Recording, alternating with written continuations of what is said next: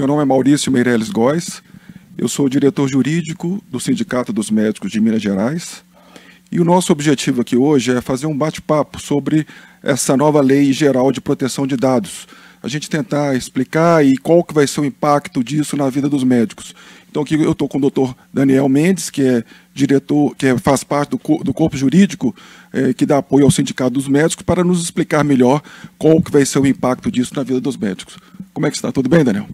Doutor Maurício, muito obrigado pelo convite.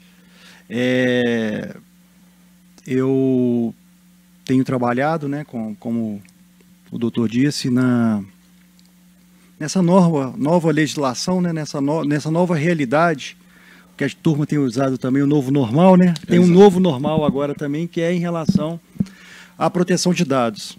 E que os médicos, né, eles estão diretamente afetados por essa nova legislação.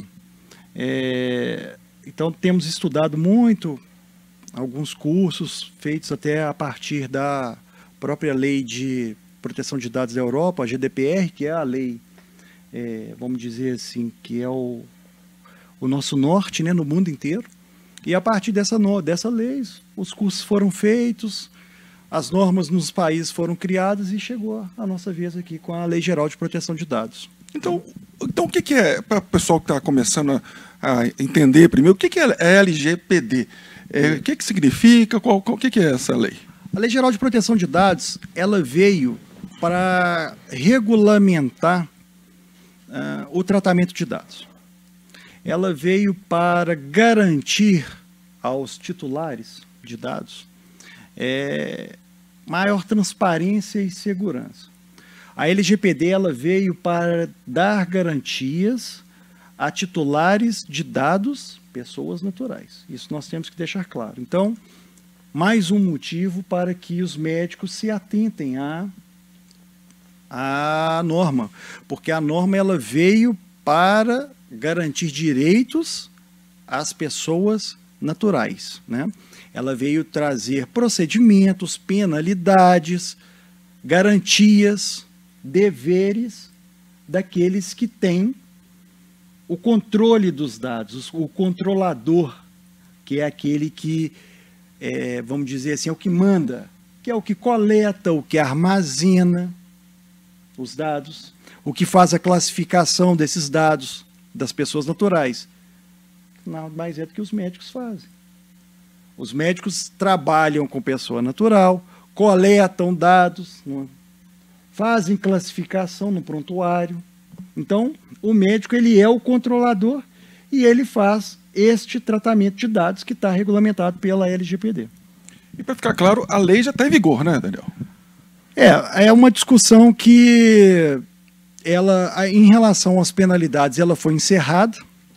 As penalidades elas serão aplicadas a partir de agosto do ano que vem, de 2021, e ficou uma discussão que estava aí em voga até poucos dias atrás, poucas semanas atrás, porque havia uma medida provisória que ela prorrogava a vigência da norma sem ser a parte da penalidade, que já está para agosto de 21, mas as outras questões de procedimentos, a criação da Autoridade Nacional de Proteção de Dados, que será o órgão regulamentador, e tinha essa discussão com a medida provisória que estavam postergando para o ano que vem, para maio. Aí tivemos uma discussão legislativa que era para ficar em janeiro. Não foi aprovado no Senado essa prorrogação. Então, em tese, ela já está, vamos dizer assim, ela já está valendo.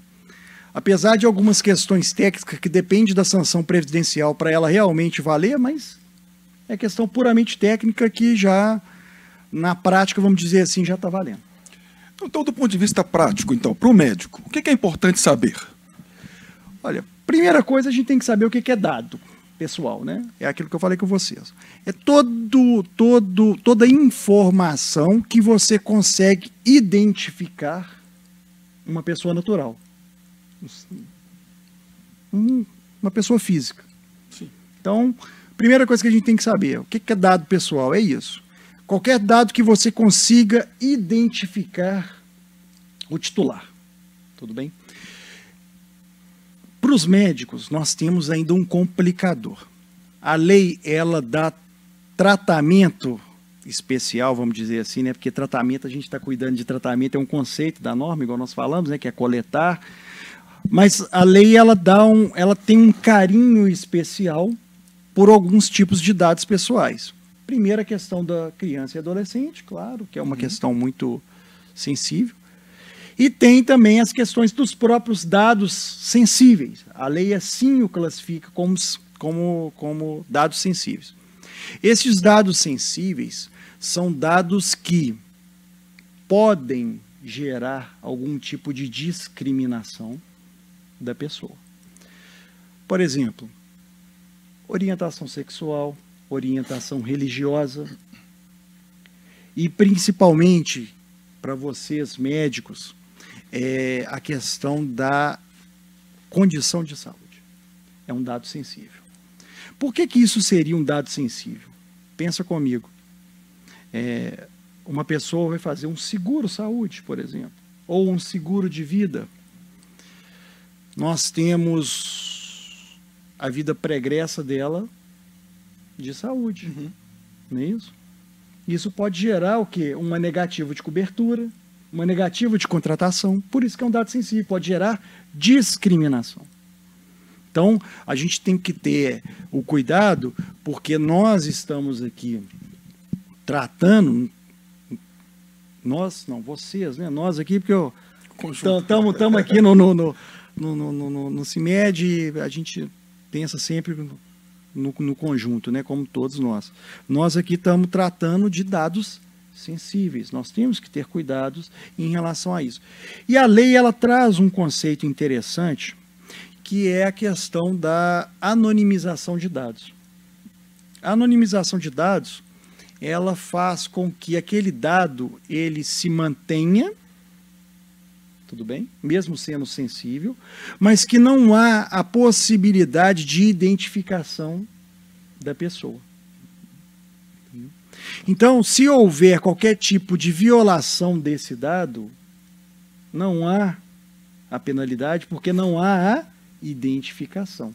Lembrando sempre que o dado pessoal é aquele que gera uma identificação à pessoa natural. Perfeito.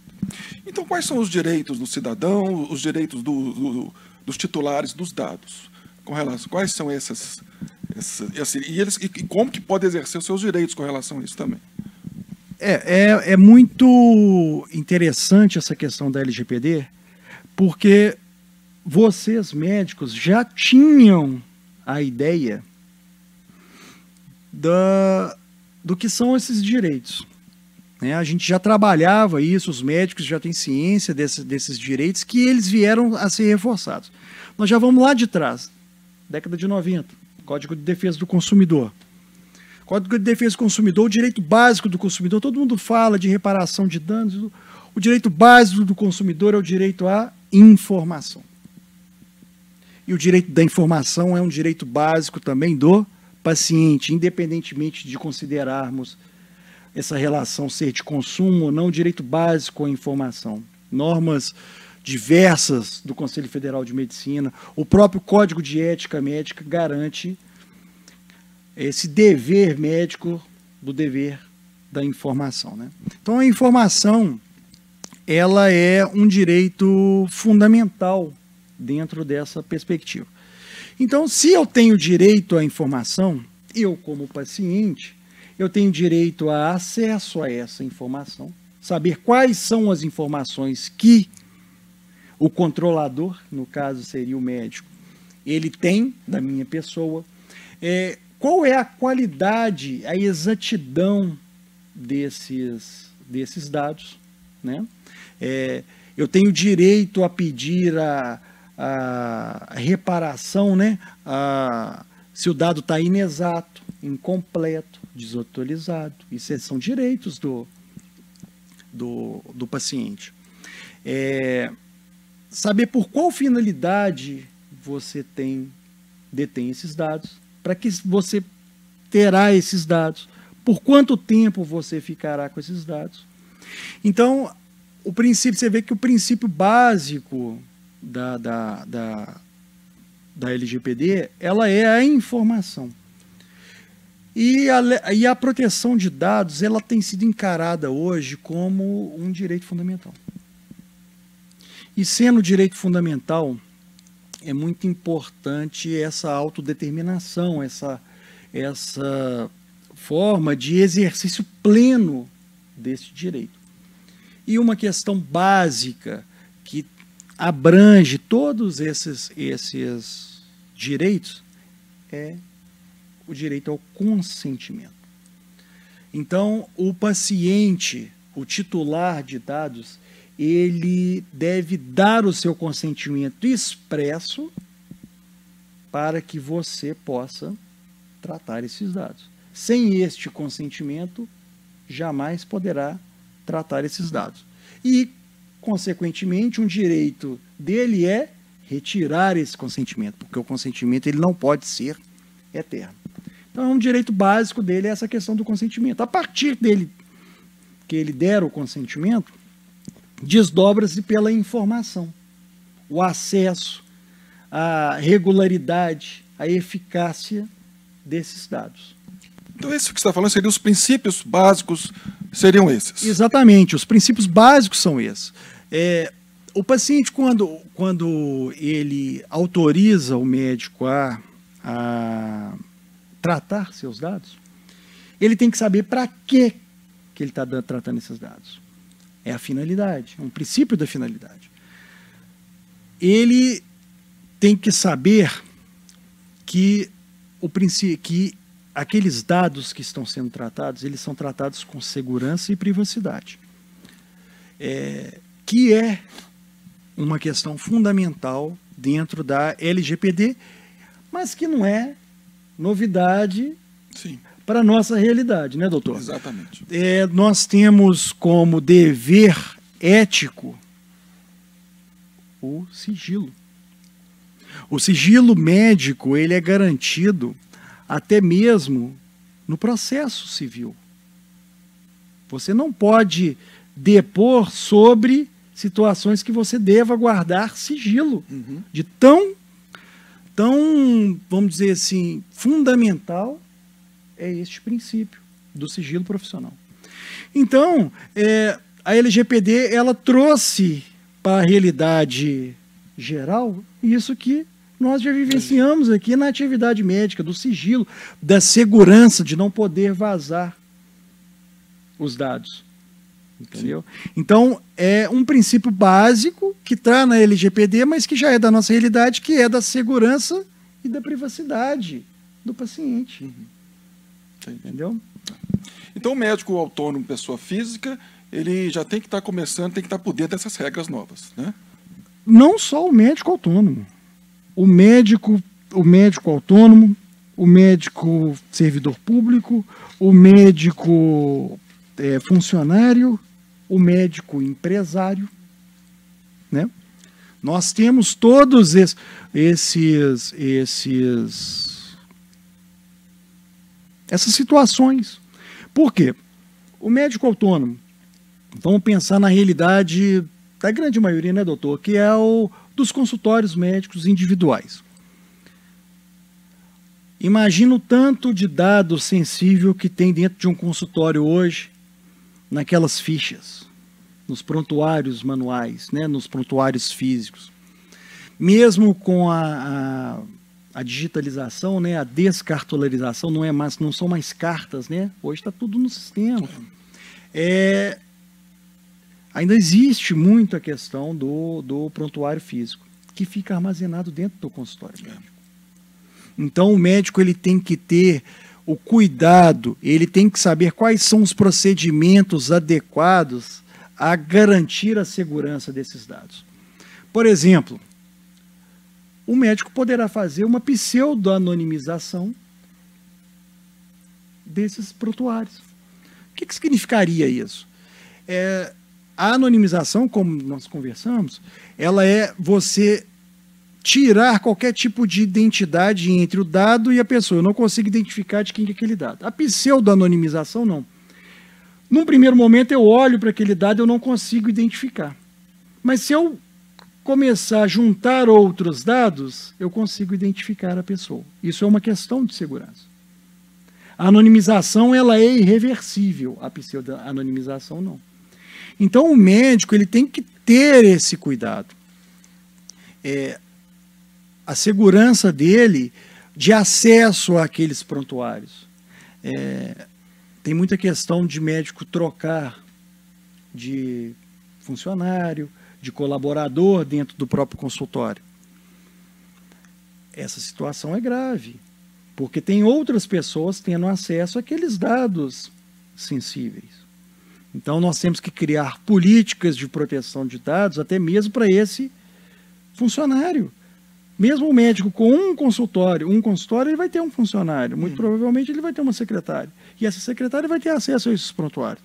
Então nós temos que ter uma política, uma educação dentro deste pequeno consultório.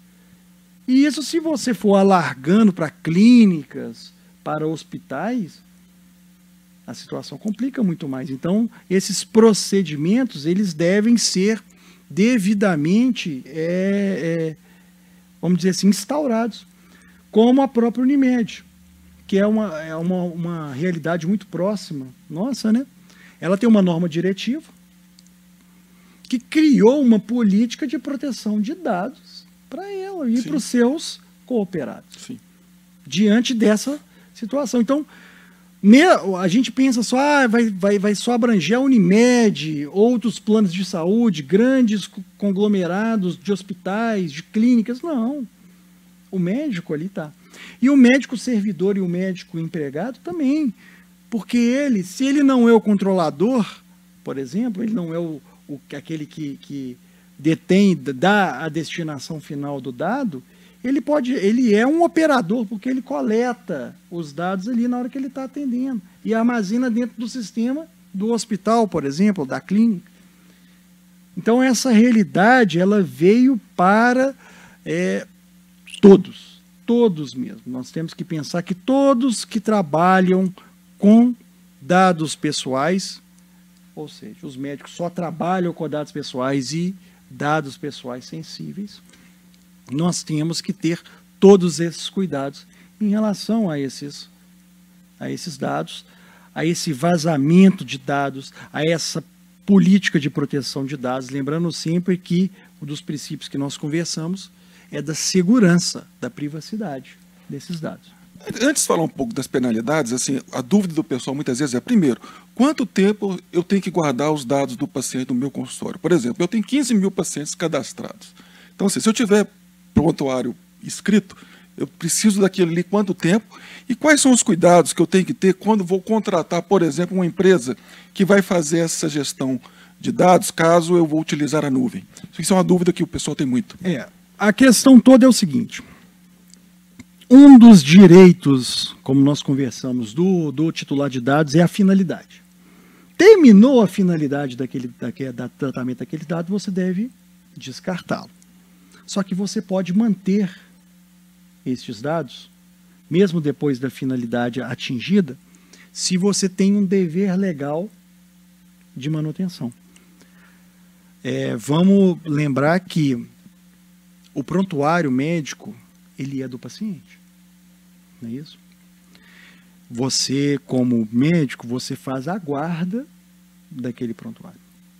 Então, você tem o dever legal de manter aquele prontuário até que o paciente opte por exemplo, fazer a portabilidade, que também é um direito do titular de dados.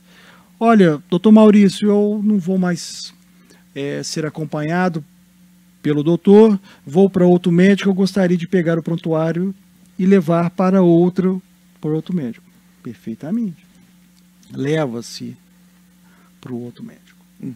Então, o médico, ele tem este dever legal de manutenção desse prontuário. Então, ele, mesmo terminando a finalidade, ele tem o dever de guarda até que o titular ou retire o consentimento dele guardar esses dados, retirar expressamente, né, claro, ou então o titular fala o seguinte: vou portar estes dados para outro controlador ou operador. Em relação à dúvida sobre essa questão da operação dos dados, provavelmente dito, porque você vai coletar e você vai inserir ele num sistema, por exemplo. Primeiro ponto que o médico ele deve ter ciência é se esta empresa ela já está de acordo com as regras da Lei Geral de Proteção de Dados. Se ela já tem uma política de privacidade, se ela já tem um plano de ação para casos de vazamento de dados, tá? Se ela tem, por exemplo, um relatório de risco, que é um dos requisitos da lei para casos de vazamento de dados. Então, antes da contratação, o médico ele deve fazer, vamos dizer assim, como se fosse uma diligência, uma due diligence, cara, uma auditoria para ver se esta empresa ela já está adaptada a todos esses requisitos de segurança. Porque se você contratar, ela não estiver dentro dos requisitos e tiver o vazamento, você, médico, será responsabilizado também, solidariamente. Isso depois vai ser até interessante, talvez nós montarmos um roteiro de que o médico deve checar antes de fazer uma contratação de uma empresa para poder orientá-lo nesse sentido. Mas, já que você falou nas penalidades, assim, nos riscos, quais são, que todo mundo médico quer saber, quanto que ele vai sentir no bolso, quais são as penalidades, quais são as penalidades que podem ocorrer se ocorrer algum problema desse tipo? Está todo mundo falando aí das penalidades, todo mundo preocupado em relação às penalidades, porque a lei ela trouxe algumas penalidades milionárias, né? Vai desde a advertência simples, passando por penalidades de multa de 2% do seu faturamento por vazamento, por infração de violação de dados, limitada a 50 milhões, por infração. E a principal, que a turma não está dando a devida atenção em relação a ela, porque, como eu gosto de dizer, multa a gente paga, dinheiro a gente arruma. Por mais milionária que seja a multa, dá-se um jeito. Claro que vai ter uma situação que a multa vai ser impagável, mas não é um mal irremediável. Agora, pensa comigo. Nós temos uma penalidade que aquele que teve a violação de dados, se declarado culpado, ele poderá ficar proibido, por exemplo, por 6 meses de tratar dados. Lembrando que tratar é coletar, classificar, armazenar. Você consegue imaginar um médico exercer sua profissão sem poder coletar, armazenar, classificar dados? Então, assim, literalmente gera o impedimento do exercício da profissão.